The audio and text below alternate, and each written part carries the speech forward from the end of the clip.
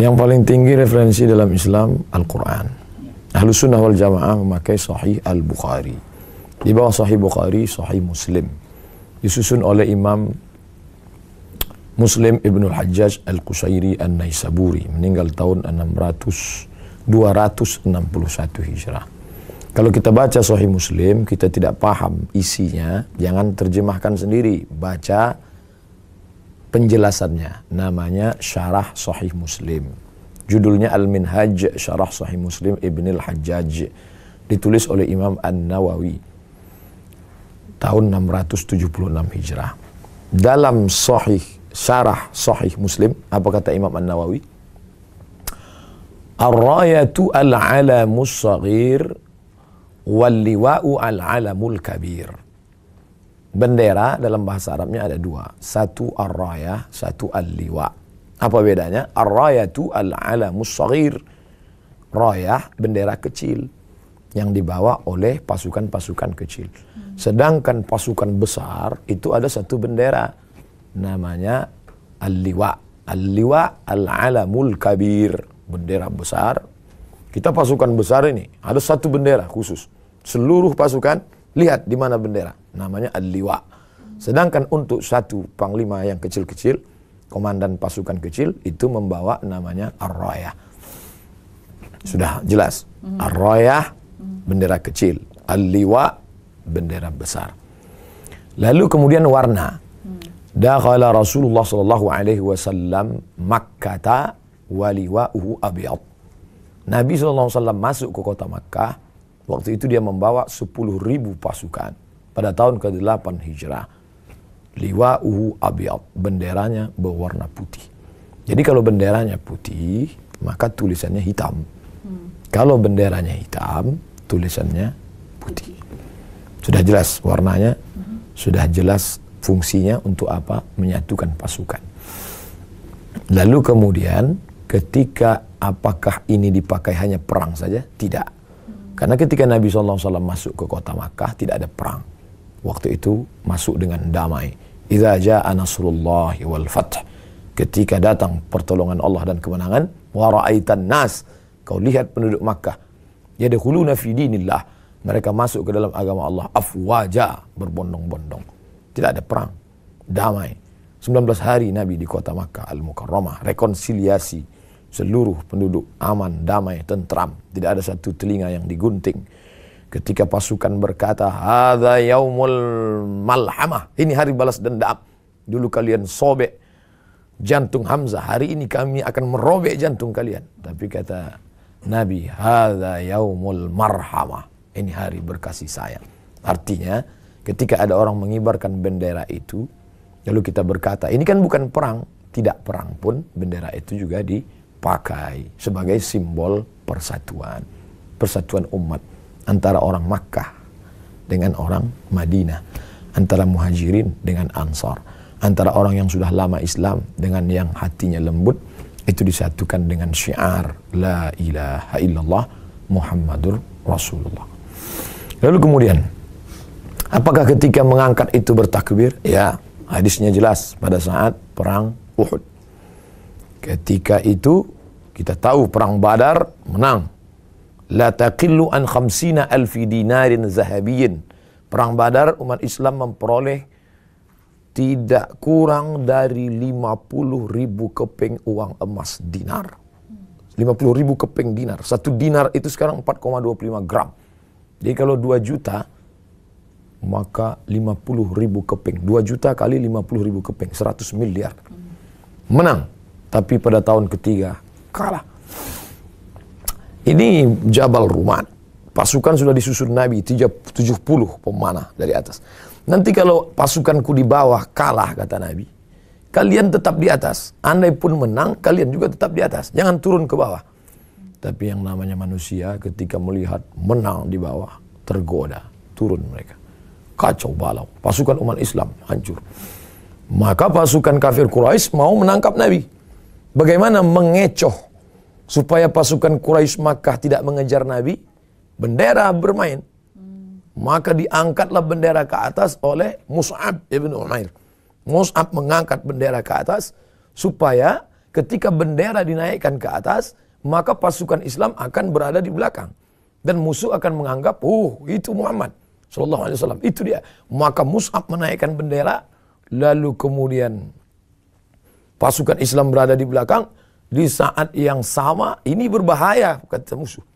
Karena kalau sudah bendera naik ke atas, pasukan akan bersatu. Karena pemersatunya saat itu, waktu itu tidak ada sound system, tidak ada komando. Maka yang dilihat adalah bendera. Ketika naik bendera ke atas, maka pasukan sudah mulai menyatu. Mereka menyangka itu dia Muhammad ada, sallallahu alaihi wasallam. Mereka mengejar. Ketika mereka mengejar, apa yang pertama kali dihancurkan? Bukan pasukannya diobrak-abrik. Bagaimana supaya bendera ini jatuh? Maka mereka potong itu tangan Mus'ab. Mereka tebas tangan Mus'ab, putus. Bendera itu jatuh.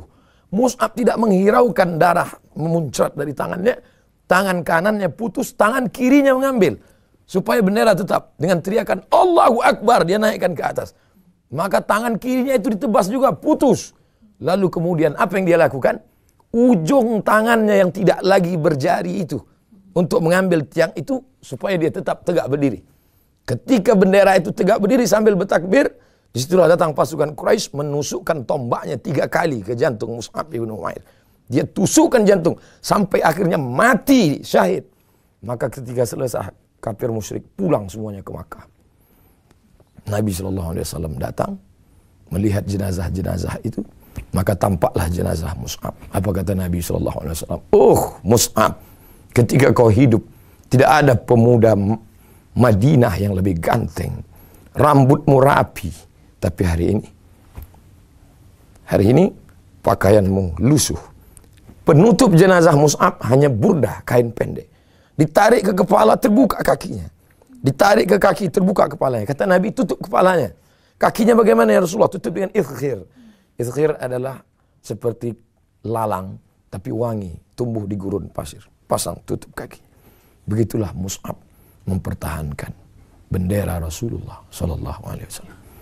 Ini harus kita ceritakan kepada anak-anak kita supaya mereka mengerti sejarah, supaya mereka menghormati agama, supaya mereka tidak melecehkan simbol-simbol. Kita ketika masih kecil dulu, masih ingat ketika berkawan, berteman-teman, main layang-layang, mandi di sungai, ketika ada clash dengan kawan, kita ambil batu. Ini ayah kau kan? Ini ayah kau kan? Nih, ini bapakmu kan? Nih, bapakmu kan? Kita marah. Kita bukan marah pada batu. Kita marah kan itu bapak kita. Ini bicara tentang simbol. Sedangkan batu saja anak kecil tahu bagaimana marah, bagaimana emosi. Mengapa kita tidak marah? Mengapa tidak emosi? Nabi SAW tidak marah. Nabi tidak marah ketika berdarah tumitnya. Dia hanya mengaku ilaika ashku dha'fa quwwati wa qillata hilati wa hawani bainan nas. Nabi SAW tidak marah ketika patah giginya. Semua sahabat meminta, berdoalah ya Rasulullah. Engkau punya doa mustajab.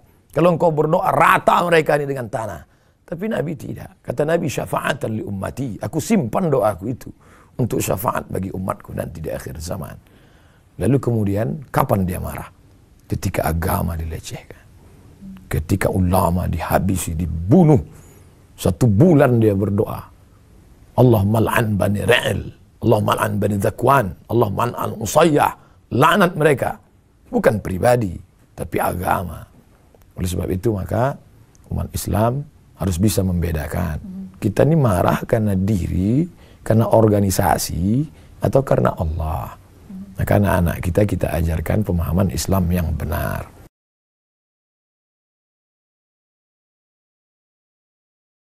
Perlu dipahami bahwa kasus pembakaran ini harus ditarik secara jernih seperti menarik rambut dalam tepung, kata orang Melayu. Rambutnya terbuang, tepung tetap utuh, tidak diobok-obok, tidak. Pertama perlu dipahami yang membakar ini apakah atas perintah ormas atau pribadinya.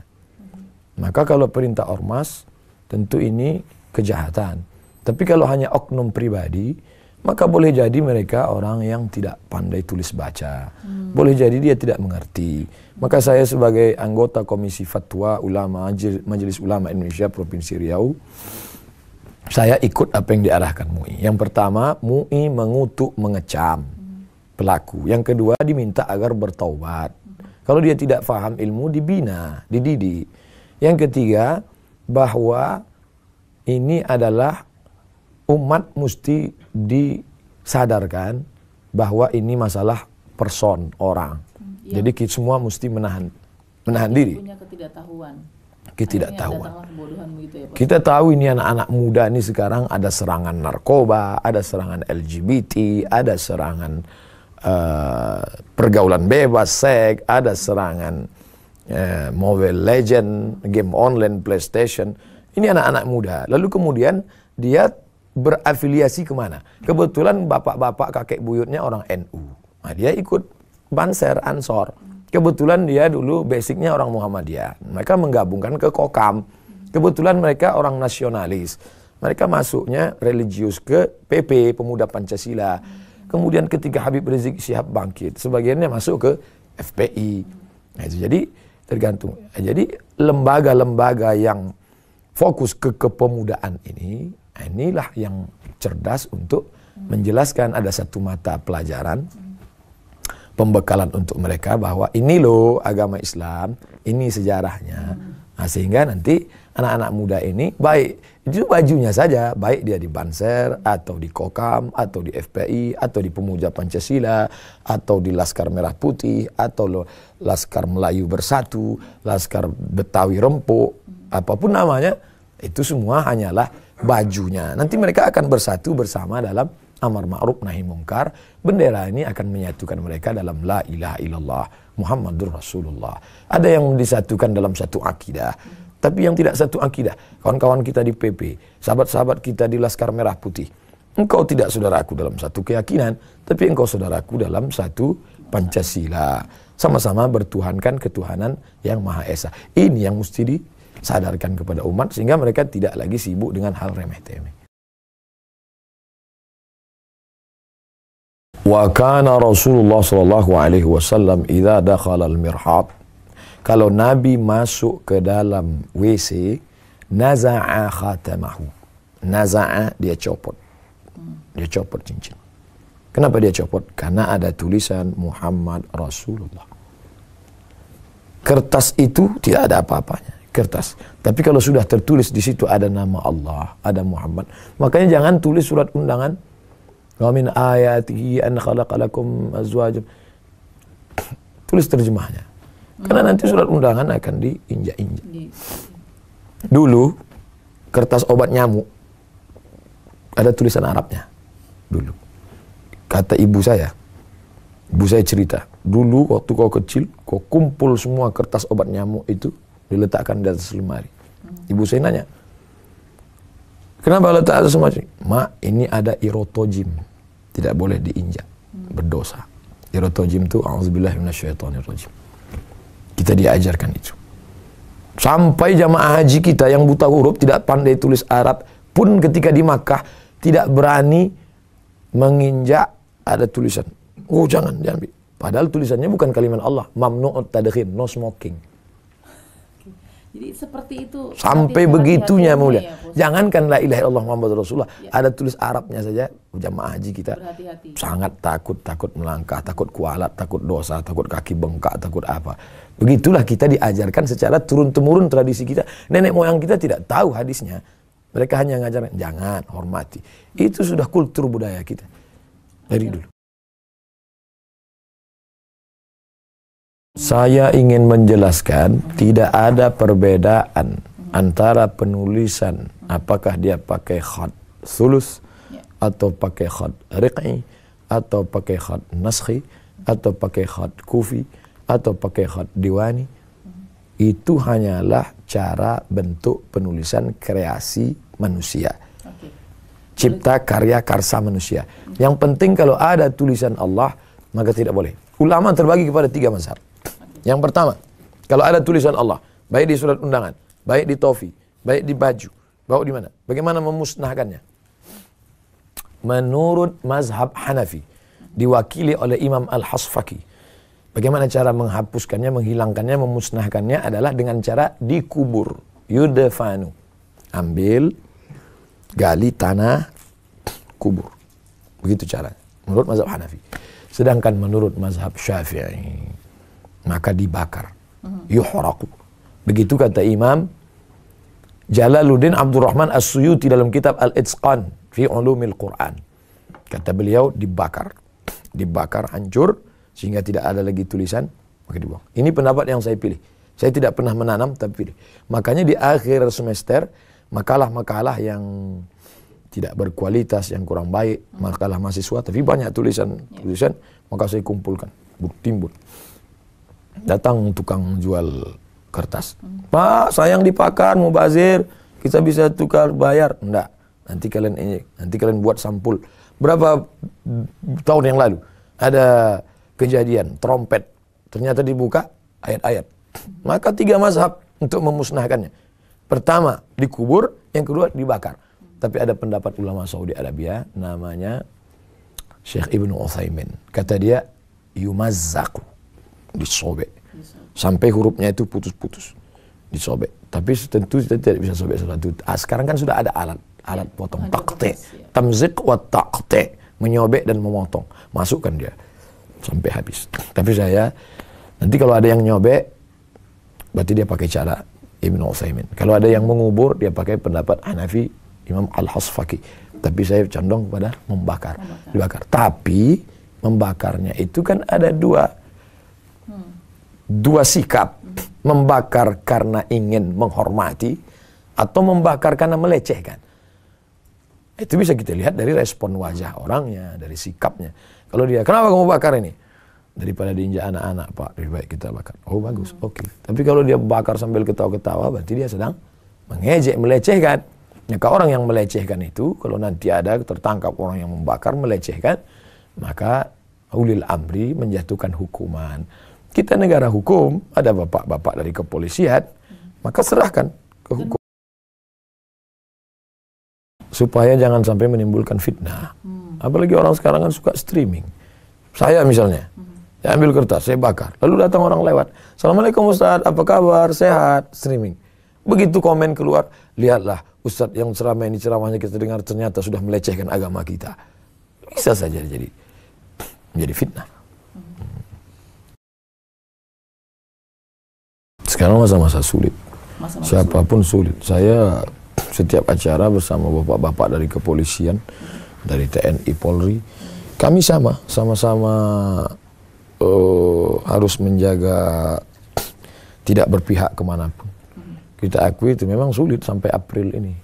Isu apapun akan terkait dengan politik segala macam. Makanya selalu saya sampaikan dalam ceramah, hindari money politik, black campaign, ujaran kebencian, menimbulkan fitnah, menebarkan hoax.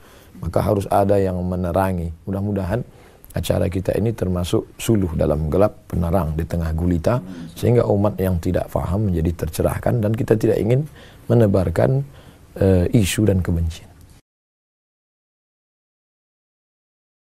Apapun, siapapun, dalam menyikapi masalah apapun, ekonomi, politik, budaya, pertahanan, keamanan, agama, suku, ras, maka selalu ada 3 kelompok. Yang pertama EK, yang kedua EKI, yang kedua pertengahan, moderat.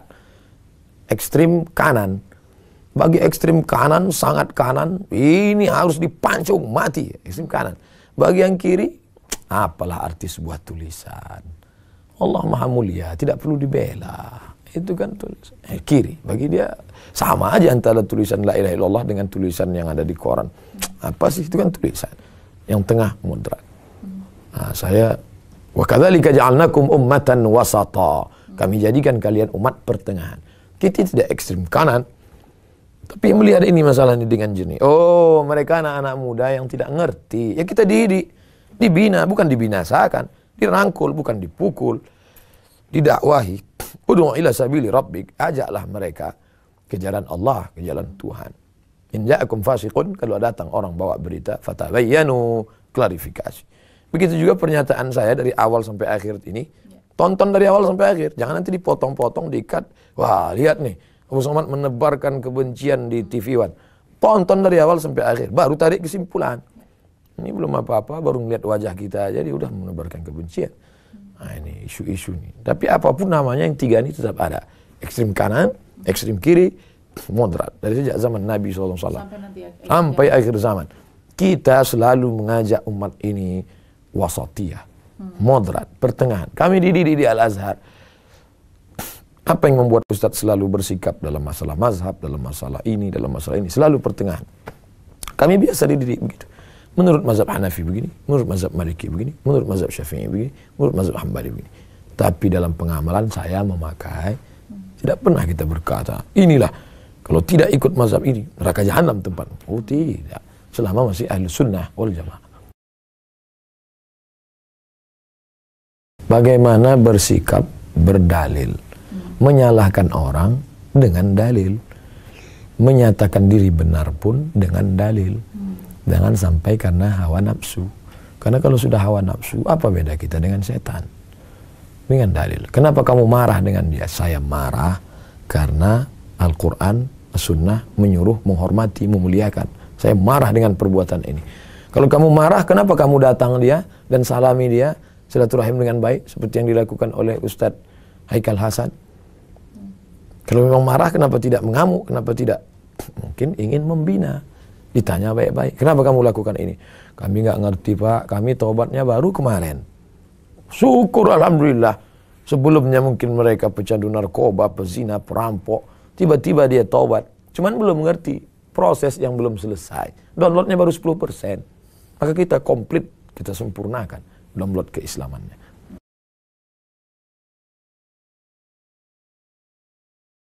Sekarang kita keluar dulu dari, saya ingin, kalau dalam ruangan ini kita tercium ada aroma gas, kita di dalam ruangan ini tidak tahu ini aroma gas atau tidak. Yang mengerti ini adalah orang dari luar sana, dia akan tercium. Sekarang kita ini sedang sibuk dengan la ilaha illallah Muhammad Rasulullah. Sekarang kita keluar ke ruang yang lain. Andai kita tidak separtai dengan Partai Persatuan Pembangunan yang lambangnya Ka'bah. Saya dari partai lain. Lalu kemudian ini lambangnya Ka'bah. Lalu karena saya benci, karena saya marah, karena berbeda sikap, saya ambil baju kaos yang berlambang Ka'bah. Lalu saya bakar. Kira-kira umat Islam marah apa tidak? Umat Islam akan marah.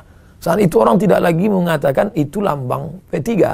Tapi dia akan mengatakan itu adalah simbol Islam. Begitu juga dengan tulisan ini. Kita tidak bisa berkata, saya bakar ini karena ini adalah lambang simbol ormas tertentu. Karena itu milik umat Islam. Sebodoh-bodohnya orang melihat kalimat itu, apa itu Islam? Ada lambang Ka'bah, ada lambang ini. Bahkan di Indonesia bukan cuma lambang Ka'bah, gambar gurunya, gambar kiainya. Jatuh gambar ustadz yang selama ini dia simpan di dompetnya. Jatuh. Terinjak oleh kita. Itu kalau kita tidak minta maaf, bisa bahaya sekali. Ini perkara masalah simbol-simbol. Hanya orang yang tidak punya prinsip saja, orang yang tidak beragama sekalipun, sebenarnya dia sedang membuat agama baru. Saya tidak beragama, na'udzubillah. Misalnya dia berkata, saya tidak punya simbol. Saat itu dia sedang membuat simbol baru. Dan ketika simbol barunya itu kita injak, dia pun akan marah juga. Lalu kita buat tidak beragama. Kalau tidak beragama kan, ya ini simbolmu. Dia akan marah. Itu simbol saya. Dia sedang membuat simbol baru. Kita jangan lupa, lain padang, lain belalang, lain lubuk, lain ikannya, lain tempat, lain kita masuki, kita mesti tahu sopan santun, tata krama, budi bahasa. Maka saya kalau ceramah di tempat tertentu nanya dulu. Ini menurut suku ini gimana? Menurut daerah ini gimana? Jangan sampai kita salah adab. Kita kan diajarkan berbudi bahasa. Nah, itulah yang diajarkan dalam kelompok-kelompok tadi. Saya yakin setiap kelompok ini, FPI, Kokam, Banser, Pemuda Pancasila, Laskar Melayu, mereka ini sudah punya kurikulum. Hanya husnuzon, mungkin ini anak-anak baru yang belum ikut. Kalaulah ormas mengkoordinir secara massal, mari, saya kira tidak. Makanya kembali kepada, kalau kita berkonflik, kita kembali kepada fatwa Majelis Ulama Indonesia. Secara umum Majelis Ulama mengecam, mengajak bertobat dan mendidik, lalu kemudian menahan diri, serahkan pada proses hukum. Setiap ormas, setiap institusi, setiap pribadi ulama sekarang ini mengeluarkan statement. Agib mengeluarkan statement. Ustaz Arifin Ilham mengeluarkan statement. Para ustaz-ustaz mengeluarkan statement. Semua statementnya itu yang saya baca, pertama, mengembalikan ghirah umat. Yang kedua, menyadarkan umat. Yang ketiga, menenangkan emosi umat. Termasuklah acara ini. Apa yang digagas oleh acara ini sebenarnya yang ingin disampaikan, mengenalkan kembali la ilaha illallah Muhammadur Rasulullah. Mendidik anak-anak muda kembali. Dan menarik, melihat masalah ini dengan jernih dan bening. Supaya jelas mana hak, mana batil. Tidak terikut hawa nafsu dan tidak ada kepentingan. Kita tidak ada kepentingan dalam masalah ini. Kita bukan orang partai, bukan orang ormas, hanya ingin menjelaskan. Dan supaya yang terlampau keburu nafsu, kita kesalahkan. Orang yang bernafsu untuk membela agama itu, alhamdulillah, masih syukur dia punya ada semangat. Daripada dia diam aja.